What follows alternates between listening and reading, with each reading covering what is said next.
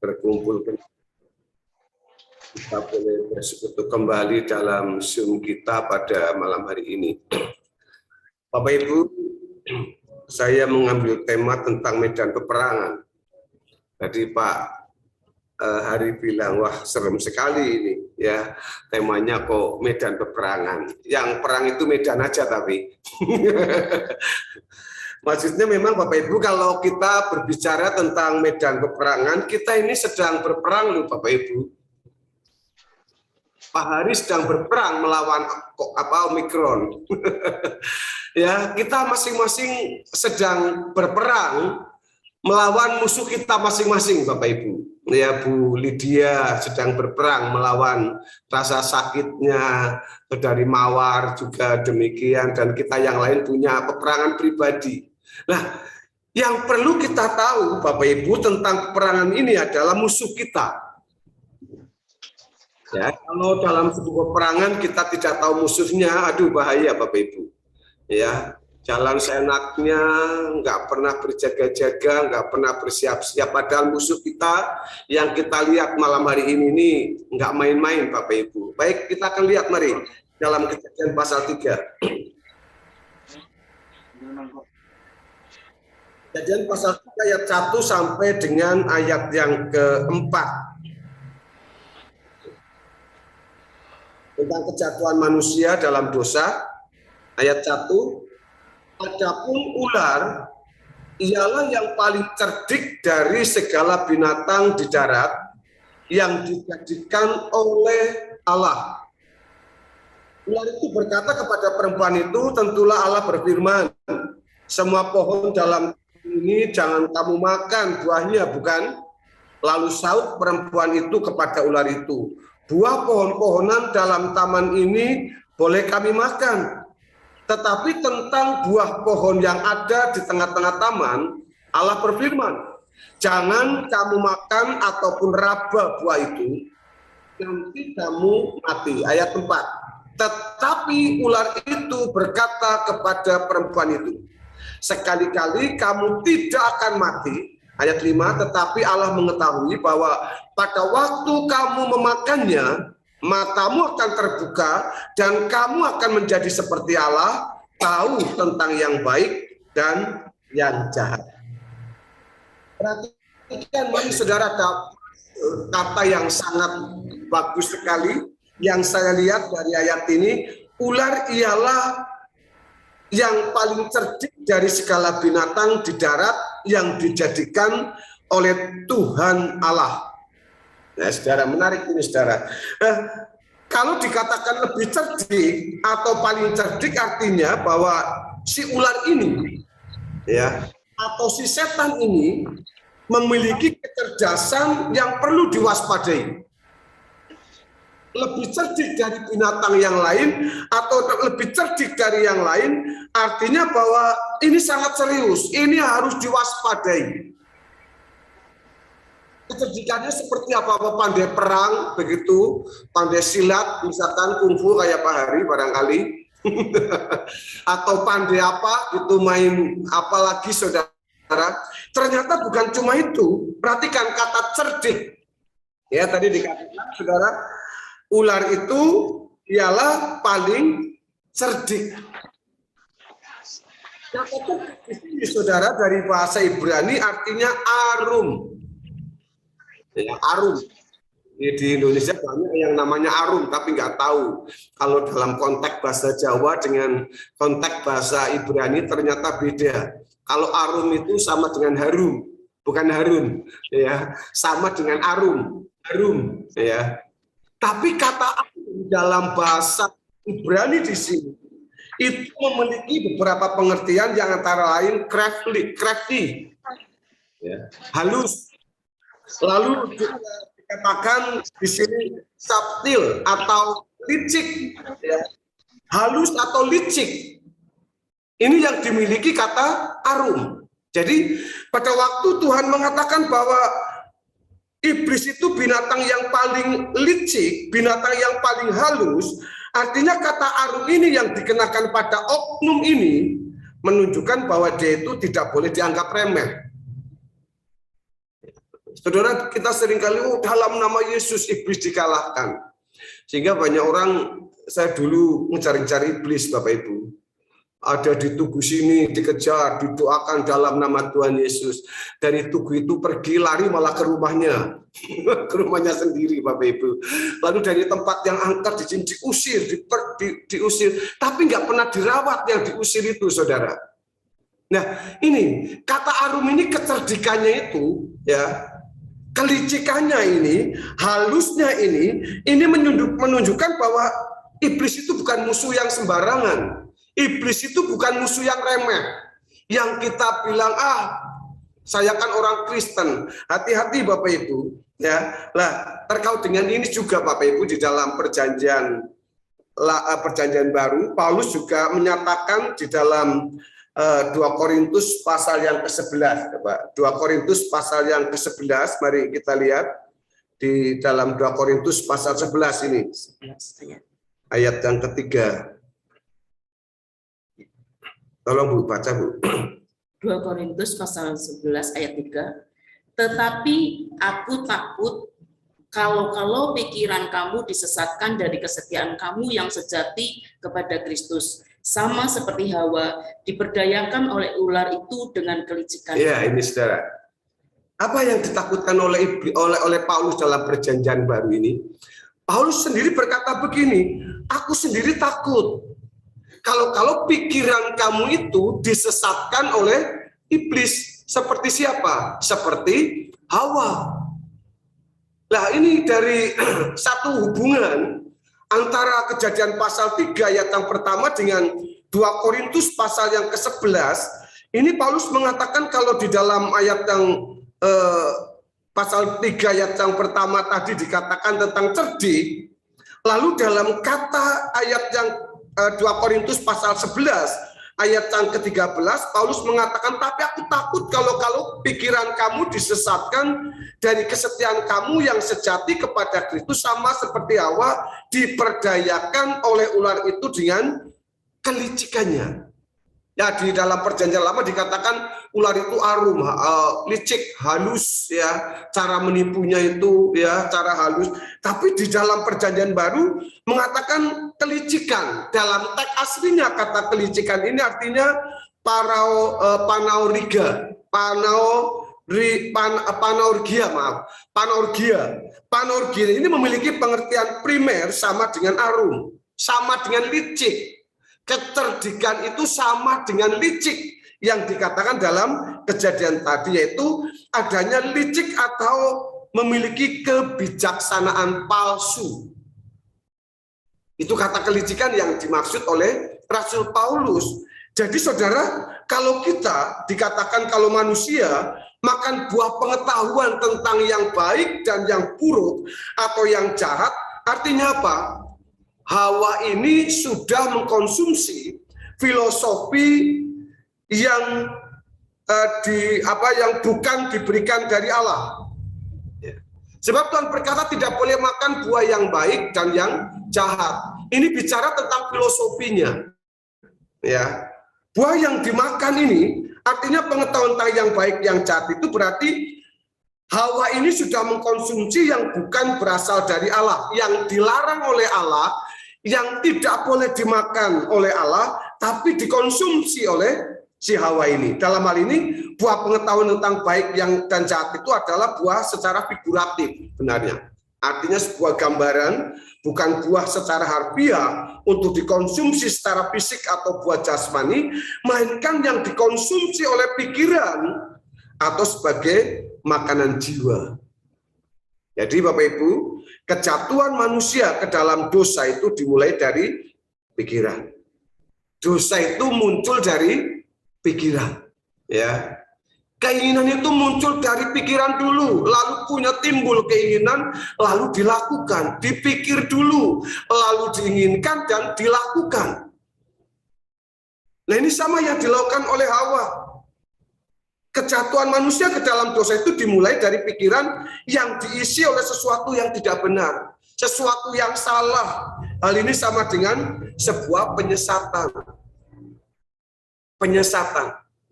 Makanya sebenarnya tugas gembala, tugas pendeta, tugas teolog itu nggak gampang Bapak Ibu. Karena apa? Kita memang menyampaikan firman, tapi kalau kita tidak memberikan kebenaran itu secara benar, bisa disisipkan filosofi dari si pembicara itu sendiri. Sehingga kan memunculkan hal-hal yang lain, ada penyesatan, dan maka dimulailah penyesatan-penyesatan itu, saudara. Maka Paulus berkata, aku takut kalau pikiran kamu itu disesatkan. Makanya dalam 2 Korintus pasal 10 ayat yang kelima, mari kita lihat 2 Korintus pasal yang ke-10 ayat yang kelima di sini mengatakan, kami mematahkan setiap siasat orang dan merubuhkan setiap kubu yang dibangun oleh keangkuhan manusia untuk menentang pengenalan akan Allah. Kami menawan segala pikiran dan menaklukkannya kepada Kristus. Paulus jelas sekali menjelaskan sumber atau dosa yang menyebabkan kejatuhan manusia. Paulus dengan jelas mengatakan kami mematahkan setiap siasat orang. Ini dari filosofi, dari ide-ide yang tidak baik, ya, dari keinginan-keinginan yang tidak sesuai dengan kebenaran firman Tuhan, dan kita dapat menemukan bahwa medan pertempuran terjadi di dalam pikiran. Bukan saudara bawa senjata lalu ada musuh yang datang dari luar negeri, ya, bukan. Medan peperangan kita adalah dari pikiran. Jadi pikiran inilah saudara, orang yang menang dalam pertempuran itu adalah orang yang bisa melawan kuasa gelap. Dan itu adalah orang yang bisa menawan atau orang yang bisa menaklukkan pikirannya kepada Kristus. Makanya Paulus berkata, aku menawan segala pikiran dan menaklukkannya kepada Kristus. Dan untuk menaklukkan pikiran kepada Kristus artinya segala sesuatu yang dipikirkan yang tidak bertentangan dengan kebenaran Injil. Hal ini dapat diverifikasikan, saudara. Yaitu dengan apa, saudara? Dengan apakah yang dipikirkan berguna untuk pekerjaan Tuhan atau tidak. Ya, kita lakukan ini semua apa untuk kepentingan kita. Ya, kita lakukan ini supaya ada kemuliaan di dalam Tuhan yang kita buat, termasuk pelayanan loh Bapak Ibu. Jangan main-main dengan pelayanan. Memang yang kita lakukan itu layani Tuhan, tapi motivasinya apa, saudara? Motivasi kita apa? Ke gereja. Motivasinya kita apa? Apakah ada di balik itu semua? Kita punya keinginan sendiri. Maka dengan ini segala sesuatu yang dipikirkan harus selalu dengan kebenaran Injil. Kebenaran firman Tuhan yang mana ini akan membuat seseorang akan semakin serupa dengan Yesus. Dan ini orang yang menang. Ini orang yang bisa menaklukkan pikirannya, yang bisa dikuasai pikirannya, yang akhirnya diserahkan kepada Tuhan Yesus. Tentu cara berpikir seperti ini memang bertentangan dengan cara berpikir atau filosofi dunia.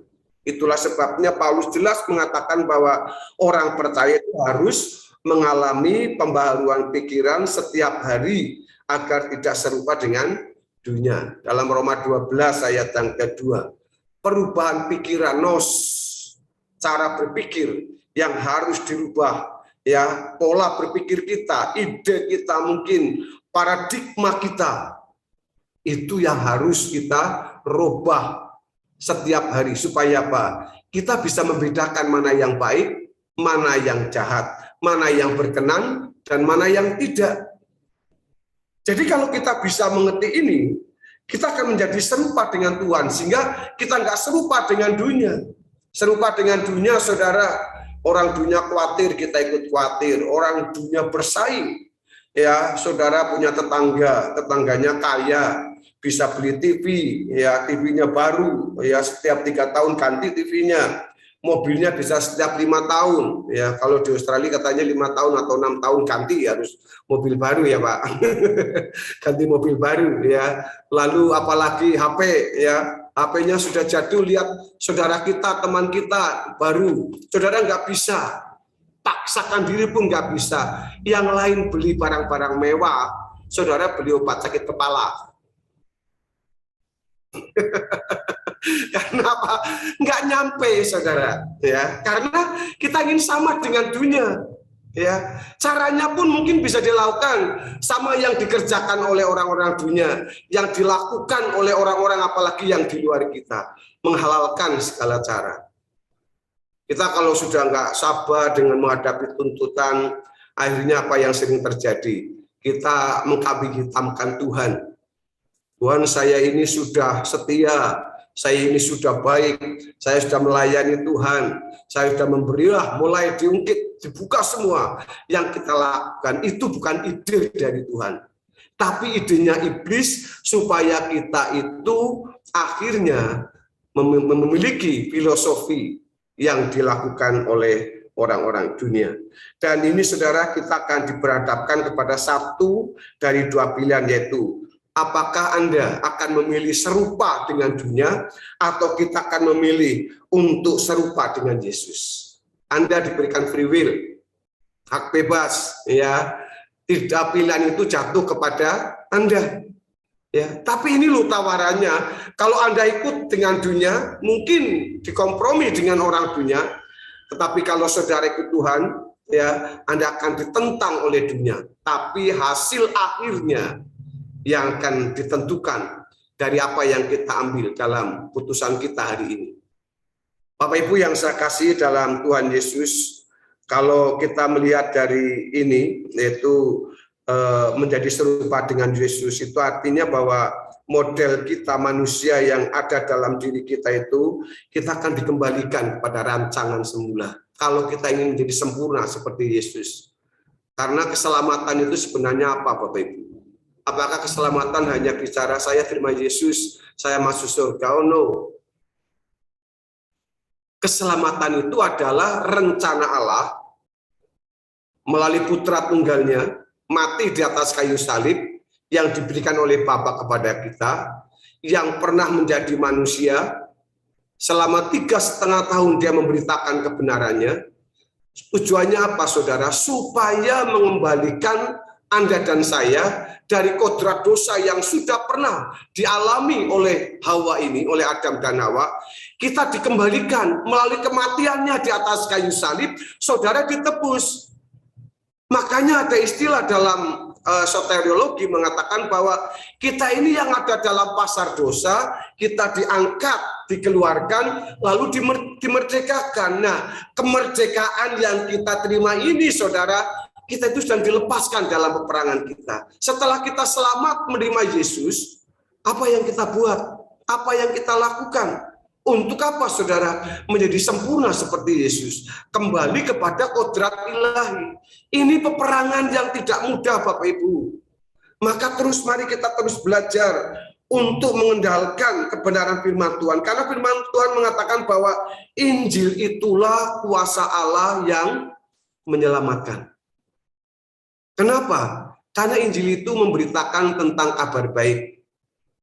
Injil itu ada kuasa yang akan menyelamatkan kita, menegur segala dosa kita, membersihkan segala kesalahan kita, sampai kita nanti cabang kita itu menjadi cabang yang berbuah lebat. Itu Injil. Ya, Matius, Markus, Lukas, Yohanes itu berbicara tentang itu, lalu diimplikasikan oleh para rasul, diberitakan ke seluruh dunia. Sampai kepada Anda dan saya, itu adalah berita Injil yang merupakan kabar baik untuk kita semua. Sayangnya, saudara, banyak orang tidak menyadarinya. Banyak orang tidak menyadarinya, termasuk orang yang sudah Kristen puluhan tahun. Sampai saya kadang-kala berkata, lihat jemaat, kalau di gereja, saudara yang di gereja itu pernah bahasa Jawanya itu niteni. Niteni apa ya? Pak, niteni apa Bu Lydia? Niteni, lihat ya. Memperhatikan ya. Memperhatikan. Saya sering lihat begini. Si A itu senangnya duduk di bangku nomor 3 dari depan misalkan. Minggu besok duduk di situ, minggu yang akan datang duduk di situ 1 bulan, duduk di situ 2 bulan, duduk di situ sampai bangkunya diduduki orang lain, dia bisa keluar pulang. Sudah mengakar di tempat duduk itu, tapi nggak pernah mengalami perubahan, Bapak Ibu. Kursi tempat duduknya ditandai, tetapi kehidupan kita nggak pernah berubah. Mengalami masalah, sering mutung, sering marah, ya, sering bersungut-sungut, sering ngomel, ya.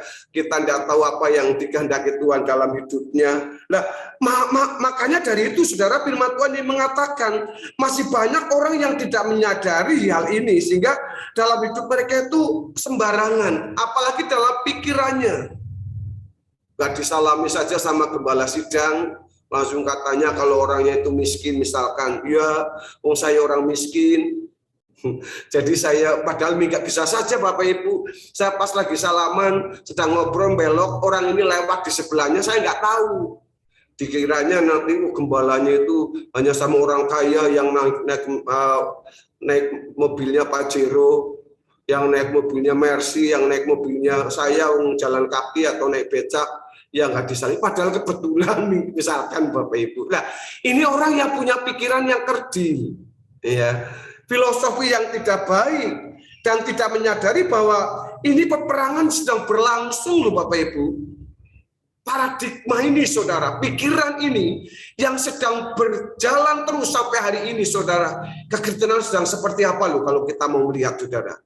Ya, mari Bapak Ibu kita sungguh-sungguh, saudara. Kalau kita bicara tentang iblis, sebenarnya masih banyak yang harus saya bicarakan tentang iblis, tentang bagaimana orang kerasukan setan, saudara. Ya, ini yang sering terjadi dalam kehidupan orang Kristen. Nanti lain kali aja saya akan bicara tentang kerasukan setan. Kerasukan setan itu apa yang bisa makan ini apa beling ya. Pecahan kaca itu, orang kerasukan setan itu apa yang didoakan langsung teriak-teriak begitu, langsung melawan begitu. Nah ini yang harus kita waspadai. Ingat Bapak Ibu, iblis itu licik. Ini yang jelas, saudara. Iblis itu licik. Iblis itu cerdik. Kecerdikannya inilah, saudara, yang bisa mengelabui siapapun, termasuk hamba Tuhan. Tapi orang yang selalu sungguh-sungguh dengan benar mencari Tuhan, dalam hadirat Tuhan, selalu hidup senang, hidup bersukacita, mendekatkan diri kepada Tuhan, ada proteksi dari Tuhan. Bukan berarti kita lepas atau kalis dari masalah, bukan. Tapi pada waktu kita mengalami masalah yang seperti itu, ada perlindungan Tuhan, ada tangan Tuhan yang kuat, yang akan senantiasa menjaga saudara. Firman Tuhan mengatakan, kalau ada orang percaya sampai jatuh, tidak akan sampai tergeletak. Ini yang Tuhan ingin sampaikan kepada kita, bahwa hati-hati dengan kelicikan iblis yang berusaha untuk masuk dalam ide, dalam pikiran kita, ya, termasuk dalam pelayanan itu, ya, termasuk dalam rencana untuk pekerjaan Tuhan itu. Jangan pikir itu iblis nggak bekerja, ya. Iblis akan bekerja secara ekstra kepada kita semua, termasuk, maaf Bapak Ibu, kalau Anda sedang sakit, Anda sedang dalam kekurangan, ya, lebih baik saya katakan itu medan pikiran Anda itu sedang dipakai oleh iblis, ya, dipakai oleh iblis, bisa mengeluh, bisa bersungut-sungut, ya, bisa sakit sedikit, waduh, berteriak-teriak, saudara. Ibu saya begitu Bapak Ibu, baru sudah kemarin pulang kena Omikron, ya, pulang ke rumah di isoman, ya, aduh, orang sudah tua ya, 84 ya, sudah cukup sepuh lah, saudara.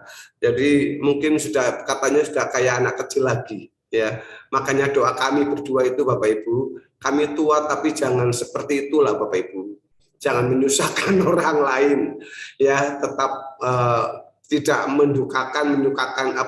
menyusahkan orang lain, tapi biar kami tetap dalam keadaan tetap sehat. Kemarin kami medical check up, ya, saudara, puji Tuhan, ya, kami semua baik. Istri saya yang katanya sering sakit itu kemarin dicek semuanya normal Bapak Ibu, luar biasa, ya, gemuk-gemuk begini normal Bapak Ibu. Saya puji Tuhan hanya SGOT, SGPT yang gak naik. Tadi Pak Hari bilang, jangan dipikirkan itu nggak masalah. Memang benar dokternya hanya ngasih vitamin, saudara. Makanya tadi saya dikasih sama Pak Hari itu fish oil, supaya saya lebih sehat lagi, lebih kuat lagi ya. Jadi Bapak Ibu mari, yang paling nomor satu itu pikiran Anda. Ya, pikiran kita ini yang menjadi medan peperangan ini.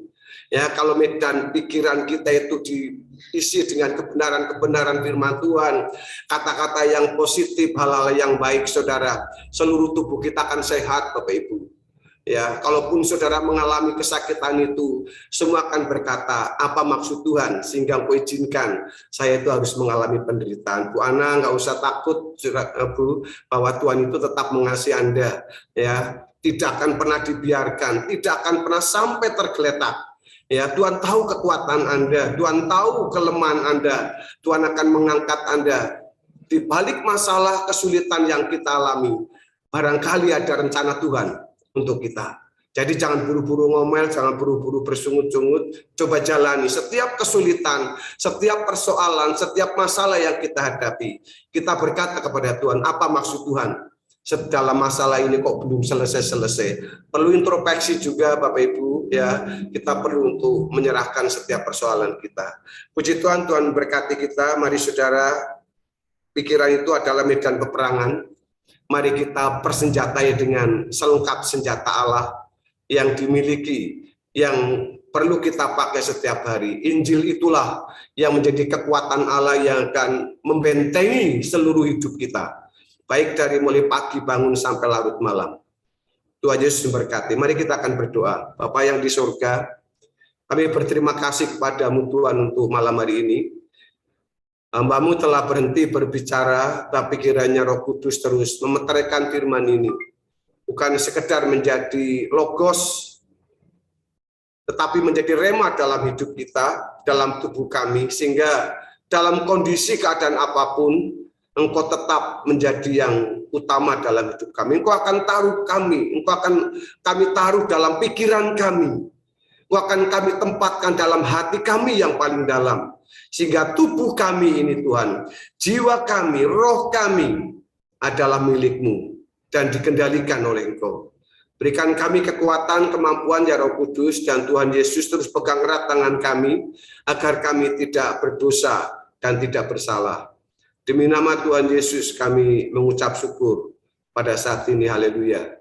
Amin. Mari Bu Lydia. Mari saudaraku, kita satukan hati kita berdoa. Tujuan kami adalah menyenangkan hati Tuhan. Jauhlah kiranya Tuhan hidup kami dari segala hal-hal yang menyakiti hati Tuhan. Sadar kami bahwa di sekitar kami banyak sekali yang mengganggu, baik pikiran kami, dan kami selalu hidup dengan perasaan, sehingga membuat kami tidak nyaman. Kami yakin, kami percaya Tuhan, apabila Engkau ada di pihak kami, sesungguhnya kami bisa mengatasi semua tipu muslihat iblis yang selalu mengganggu, baik keberadaan hidup kami seutuhnya. Oleh karena itu Tuhan, hadirlah senantiasa dalam hidup kami, kuasai kami, dan mampukan kami untuk dapat membedakan mana yang baik, mana yang jahat, mana yang boleh, mana yang tidak, mana yang berkenan bagi Tuhan dan mana yang enggak berkenan bagi Tuhan. Sehingga Tuhan, hidup kami layak di hadapan-Mu dan senantiasa dapat menyenangkan hati-Mu. Berkati Bapak Harun yang sudah Engkau pakai untuk menyampaikan isi hati-Mu malam hari ini. Kiranya Tuhan pakai hamba-Mu ini dengan dahsyat luar biasa, bahkan lebih dari apa yang Engkau sudah percayakan malam hari ini. Berkati keluarganya semua, berikut pergumulannya, demikian juga dengan pelayanannya Tuhan. Kami tahu dalam melayani Tuhan, banyak sekali kami mendapatkan hal-hal yang sulit untuk kami dapat pahami secara manusia. Tapi bekerjalah Tuhan, membela pelayanan dan pekerjaan-Mu yang saat ini diemban oleh hamba-Mu ini Tuhan. Kami yakin, kami percaya Engkau memampukannya. Engkau akan senantiasa memberikan hikmat dari tempat yang maha tinggi, sehingga semua jemaat yang dilayani terberkati oleh setiap pemberitaan firman-Mu. Tuhan, terima kasih dan terima kasih. Malam hari ini kami bersepakat, bersatu hati berdoa untuk banyak hal Tuhan. Kami rindu berdoa ya Bapa, untuk setiap keberadaan hidup kami yang ada di Zoom ini Tuhan. Tentu kami juga memiliki banyak pergumulan yang sulit sekali rasanya Tuhan kami ungkapkan. Namun kami mau bersyafaat buat anak-anak-Mu yang ada di Zoom ini dalam segala masalahnya, dalam segala pergumulannya, kerinduannya, harapan-harapannya ke depan. Harapan kami semua Tuhan yang terbaik, itulah yang jadi atas diri kami masing-masing. Sehingga kami dapat terus mempermuliakan nama Tuhan. Bapa, terkhusus kami berdoa buat yang sakit.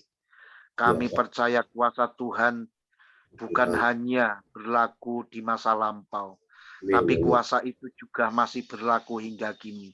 Oleh karena itu, kami berdoa buat Ana, Ibu Ana maksud saya Tuhan.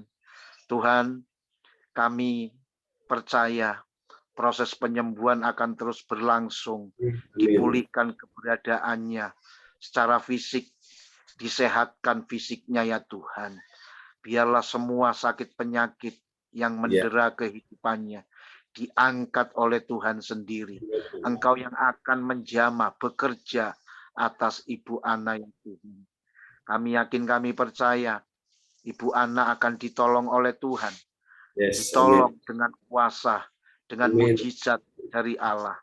Dan biarlah itu Tuhan dirasakan sehingga ia dapat terus bersaksi, menceritakan bagaimana Tuhan itu luar biasa dan luar biasa. Karena kami percaya Tuhan, apabila di masa-masa lampau, Engkau sanggup membuat yang lumpuh berjalan, yang tuli mendengar, yang buta melihat, bahkan yang mati dibangkitkan. Kami percaya dan kami yakin Ibu Ana juga akan mengalami hal yang sama. Berkati keluarga ini ya Tuhan. Suaminya juga ya Bapa, yang terus ada dalam pergumulan kami, supaya dijamah juga oleh Tuhan, dimenangkan juga oleh Tuhan. Anak-anaknya semua hidup dalam keberkatan, tidak kekurangan, tapi dicukupkan apa yang menjadi kebutuhan keperluannya hari lepas hari. Terima kasih Tuhan, kasihani keluarga ini Tuhan, jadilah pemimpin atas rumah tangganya. Kami bawa Ibu Mawar ke dalam tangan Tuhan juga. Engkau yang memiliki dia. Engkau yang tahu persis apa yang dialami saat ini. Baik sakit penyakit yang saat ini terus ditahannya Tuhan. Kami berdoa dalam nama Tuhan kami Yesus Kristus. Kuasa yang sama, kuasa kesembuhan, melawat Ibu Mawar ya Tuhan. Kau kasihani anak-Mu ini Tuhan. Kami tahu Tuhan, Engkau adalah Tuhan yang mendesain kehidupannya. Engkau tahu persis di mana letak sakit penyakit itu berada. Engkau juga Tuhan yang sanggup memperbaiki semuanya itu. Oleh karena itu kami minta sekali lagi, mohonkan kepadamu Bapa, jamah, lawat, dan sembuhkanlah Ibu Mawar. Supaya ia juga dapat menceritakan kedahsyatan Tuhan, pekerjaan Tuhan yang dinyatakan dalam kehidupannya. Berkati apa yang menjadi kerinduan dan harapan-harapannya ke depan. Tuhan menolong dan Tuhan akan senantiasa mencukupkan semua apa yang dibutuhkan. Kami berdoa buat Ibu Lydia Lalang yang saat ini juga terus berproses kesembuhannya sampai pulih total. Dalam nama Yesus, enggak ada yang mustahil bagi Tuhan. Apabila dalam operasi Engkau sudah bekerja demikian dahsyat luar biasa, maka dalam proses kesembuhan ini, hal yang luar biasa lebih itu juga akan Tuhan nyatakan. Sehingga sempurnalah kesehatan daripada Ibu Lydia ini ya Tuhan. Dan ia dapat kembali beraktivitas seperti biasa dan nama Tuhan terus dipermuliakan. Bapak Hari yang memiliki rencana akan operasi Tuhan terkait sakit penyakit yang dialami. Hamba memohon kepadamu dalam nama Yesus Kristus. Engkau sendiri yang akan mengerjakan operasi itu ya Tuhan. Engkau sendiri yang akan bekerja. Tidak ada kesalahan apapun, tidak ada kesalahan prosedur, tidak ada hal-hal yang mencelakakan dalam rencana operasinya ke depan. Syukur kami mendengar Tuhan Yesus, Tuhan melawatnya sebelum operasi dan disembuhkan oleh Tuhan. Tidak ada yang mustahil bagi Tuhan, sebab bisa saja itu terjadi kapan saja. Terima kasih Tuhan, terima kasih. Kami percayakan kehidupan mereka yang saat ini sedang bergumul berdoa untuk sakit penyakitnya. Semua mereka dilawat oleh Tuhan Yesus Kristus. Bapa, banyak sahabat, teman, rekan kami yang belum bergabung dalam kegiatan Zoom kami ini. Dalam nama Yesus, biarlah Tuhan yang akan melawat mereka satu persatu, menjamah hati mereka, melembutkan hati mereka, sehingga tidak satupun mereka yang menolak panggilan Tuhan. Tapi mereka dapat bersekutu bersama kami, berbondong-bondong datang ke Zoom ini, untuk kami sama-sama diperbaharui hari lepas hari melalui kebenaran firman-Mu yang terus berbicara dalam kehidupan kami. Tuhan terima kasih, Tuhan terima kasih. Namun demikian kami berdoa, Tuhanlah yang akan senantiasa memberkati kehidupan mereka masing-masing. Bapa, kami berdoa juga Tuhan untuk keberadaan bangsa kami yang saat ini dilanda oleh Omikron yang kian menggila. Banyak yang menjadi korban terpapar dan harus mengalami perawatan, baik di hotel-hotel, di rumah sakit, demikian juga di rumah mereka masing-masing yang harus menjalani proses karantina. Kami berdoa dalam nama Yesus, dihalaukan kematian massal, tapi ada kesembuhan massal, bahkan pertobatan massal terjadi atas bangsa kami Indonesia. Sebab kami tahu segala hal terjadi semua atas seizin Tuhan, dan rencana Tuhan pasti akan berjalan untuk semuanya itu. Oleh karenanya ya Bapa, kami sekali lagi memohon kepada Engkau ya Tuhan, kasihanilah bangsa kami ini ya Tuhan. Tolonglah bangsa kami ini ya Tuhan, dari segala keterpurukan-keterpurukan yang ada. Baik itu dalam menyelesaikan masalah virus COVID-19, masalah ekonomi, masalah-masalah sosial lainnya Tuhan. Kiranya Bapa Engkau campur tangan membela bangsa kami, sehingga tentramlah bangsa kami, damai sentosa menaungi bangsa kami. Oleh setiap pemimpin kami mohon kepada Engkau, berikan hikmat dalam mereka memimpin bangsa ini, sehingga di sana ada keadilan yang dinyatakan. Mereka tidak memandang bulu, status sosial, suku, agama, dan ras, tapi semua ada dalam kendali Tuhan. Semua ditolong oleh Tuhan. Semua mereka mengalami berkat-berkat daripada Tuhan, dan berkat istimewa tentu diperoleh oleh setiap kami yang percaya kepada Engkau. Ya Tuhan, kami juga membawa ya Bapa keberadaan negeri kami ini, agar kiranya Tuhanlah yang bekerja atas negeri kami tercinta Indonesia ini Tuhan. Kami berdoa membawa gereja-Mu. Kami berdoa membawa hamba-hamba Tuhan, anak-anak Tuhan di seluruh pelosok negeri ini, yang dimana mereka terus berjuang Tuhan untuk menyampaikan kabar kebenaran, berita keselamatan. Kiranya Tuhan sendiri yang akan mendampingi mereka, yang akan berbicara terhadap hamba-hamba-Mu. Sehingga ya Tuhan, nama-Mu sungguh-sungguh nama yang ajaib itu bekerja melawat bangsa kami Indonesia. Dan pakai setiap anak-anak Tuhan juga sebagai alat untuk perpanjangan daripada suara-suara Tuhan disampaikan. Demikian gereja-gereja yang ada dalam perlindungan Tuhan, dijauhkan dari tangan-tangan si jahat yang berusaha untuk menghancurkan badan gereja-gereja Tuhan. Berkati hamba-hamba-Mu yang di pelosok-pelosok negeri ini, yang ada di garis depan, terus berjuang untuk mewartakan kabar kebenaran, supaya Allah mendampingi mereka dalam setiap pelayanan mereka masing-masing. Tuhan, dalam setiap pergumulan hamba-hambamu. Kami percaya Tuhan, Engkau akan menyediakan apa yang mereka harapkan dan butuhkan. Karena kami tahu Engkau adalah Jehovah Jireh yang selalu menyediakan apa yang kami butuhkan. Bapa, terima kasih dan terima kasih. Inilah yang menjadi harapan kami ke depan Tuhan. Tolonglah kami, mampukanlah kami, dan lawatlah bangsa kami Indonesia ini. Sehingga Tuhan, nama-Mu semakin ditinggikan dan dimuliakan atas kami. Terpujilah Engkau ya Tuhan. Dalam nama Yesus kami membawa juga jum ini. Supaya menjadi alat di dalam pemberitaan, pewartaan Injil Tuhan. Pakai setiap semua hamba-hamba Tuhan yang ada di jum ini untuk mereka menyampaikan kabar baik-Mu dengan kuasa dan urapan dari tempat yang maha tinggi.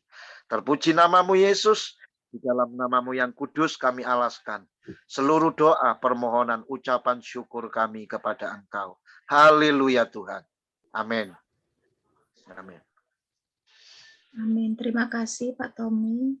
Doa berkat saya kembalikan pada hambanya. Mari kita akan berdoa. Bapa yang baik, Bapa yang kami kenal di dalam nama Tuhan Yesus. Bentar akan berpisah satu dengan yang lainnya. Kiranya kasih-Mu terus mengikat kami, persekutuan ini tidak berhenti hanya pada acara ini, tapi kami saling satu hati, satu roh untuk saling bersekutu dalam doa. Sebentar kami semakan istirahat, kiranya malam hari ini Tuhan lindungi kami, baik keluarga kami yang bersama-sama maupun keluarga kami yang ada di luar kota. Kami serahkan semuanya ya Bapa ke dalam tangan kuasa-Mu.